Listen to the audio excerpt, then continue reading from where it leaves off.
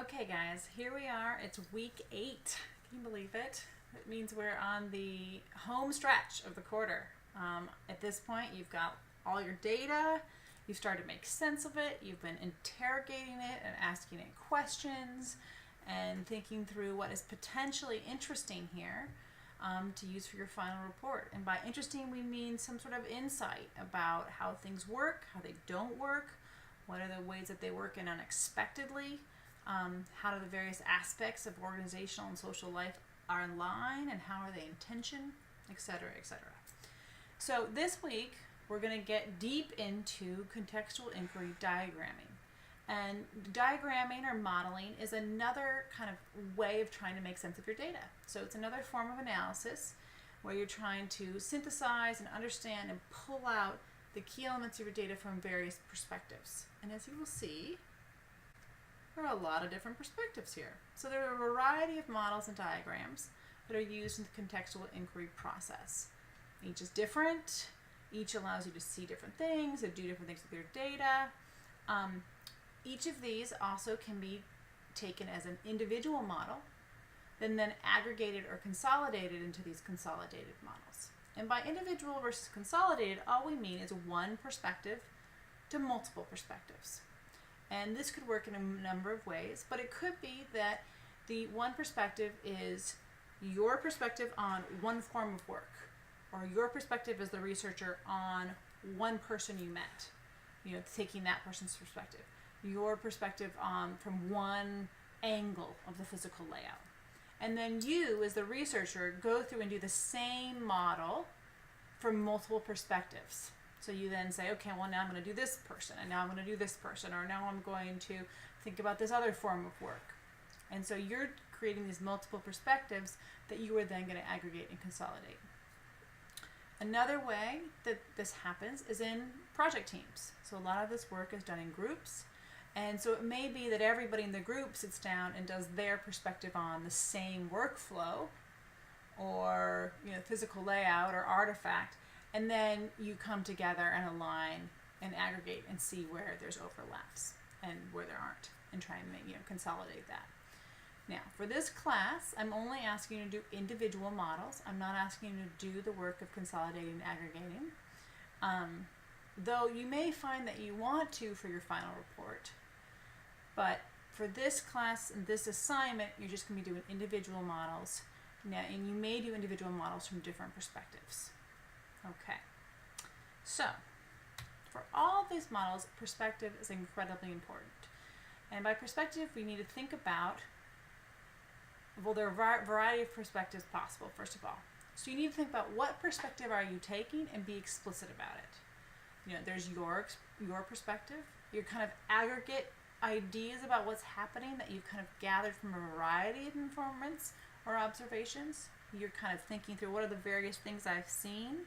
So even if you're going to do multiple perspectives of workflow, saying I'm going to look at the flow of this form of work and then that form of work, those are still aggregate. Each of those is an aggregate perspective, even when you're looking at the work of the secretaries versus the work of the management, or the work of the baristas versus the work of the cleaners or something like that. You could, though, be taking the perspective of a single individual. So there's one person, a particular, an informant, and you're taking that person's perspective. So it's not aggregate. And again, there could be a variety of different individuals that then you make different models for each person, and you're going to aggregate them later. And this isn't a tricky one. There's also the perspective of what is supposed to happen compared to what actually happens. And there's always some disconnect between those two. And when you ask someone, how do things work around here, you often get the supposed to happen. And when you watch, you see where things kind of deviate, and the kind of situated contingencies of what's going on makes work happen differently, or life happen differently.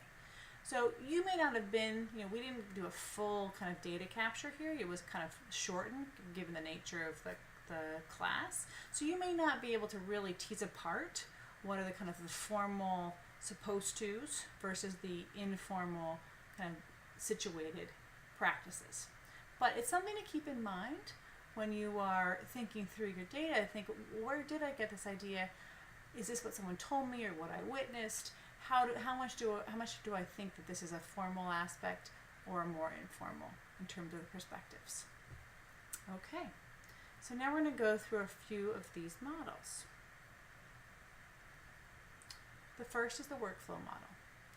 This is a very common model, and it's pretty comprehensive. The goal being that you're going to look at the flow of how something happens. Not in this kind of clear linear step way, that's going to be your next model, but just the idea of what has to happen for this type of work to get done. So it's a bird's eye view of organization, and it links individuals and tasks and artifacts.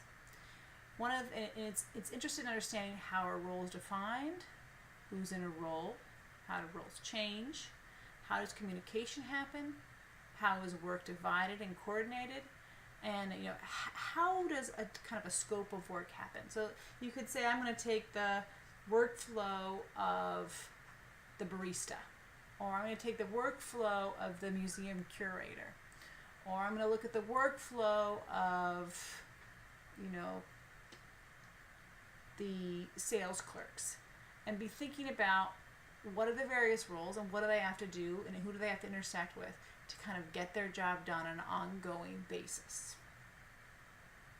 So the aspects of the flow model to take into account are individuals. So when you've got a bubble and you've got a person in that bubble, who is that person and what are their responsibilities and what are their roles? So what is this person in charge of doing? What are they supposed to do? What is their official job title? Now, when this person is interacting, because usually you put someone in the middle or some type of work in the middle, and you have to say, well, when the person who does this type of work goes out and interacts with the world, do they interact with other individuals? That it matters that that's a specific person? Or are they interacting with groups and it doesn't matter which member of that group kind of gets back to them? So thinking about what are the roles of groups versus individuals. And then you've got the flow. So you've got the arrows kind of pulling out in all kinds of directions. And you got to think of what's in that arrow. What are the ways that work gets done? It could be informal talk. It could be the formal policies. It could be we're moving artifacts back and forth. It could be designing a technological system. It could be that you just do your thing and you press next and it gets sent off to somebody else. So what's going on in the arrows? And then there are artifacts.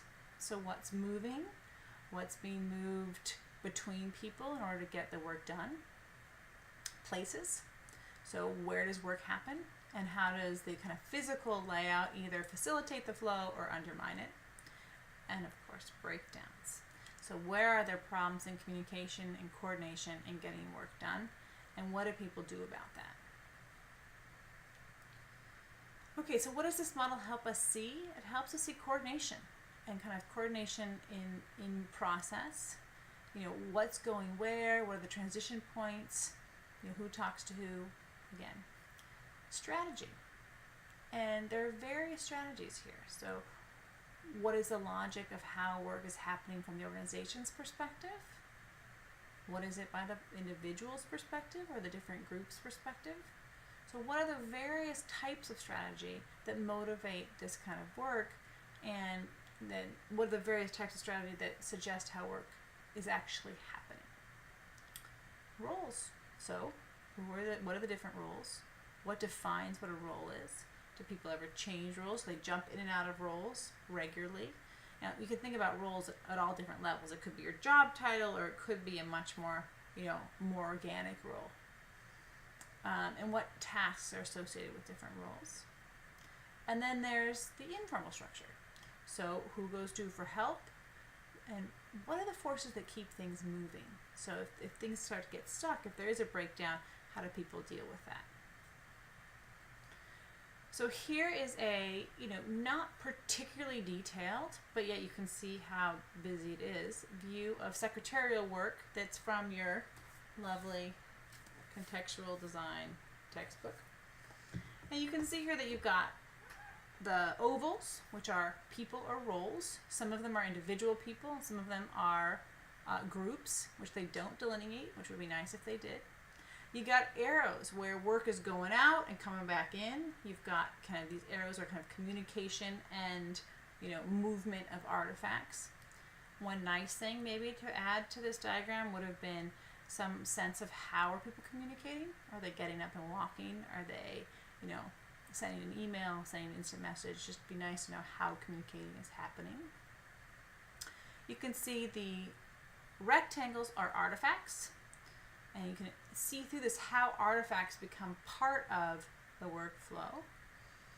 And then you've got the breakdown here at the bottom, though they don't articulate really how people get through that breakdown. So it'd be nice to have a little more detail about what's going on there. Okay, next is the sequence or swimming lane model. And the difference between the sequence and swimming lane models and the flow models, instead of trying to get a sense of the overall flow of work, we're actually looking at a particular task with as much detail as possible about how people get from point A to point B. How does something get done? And usually it's something that's pretty core to the organization, but you're looking at the patterns and stages over time with as much specificity as possible.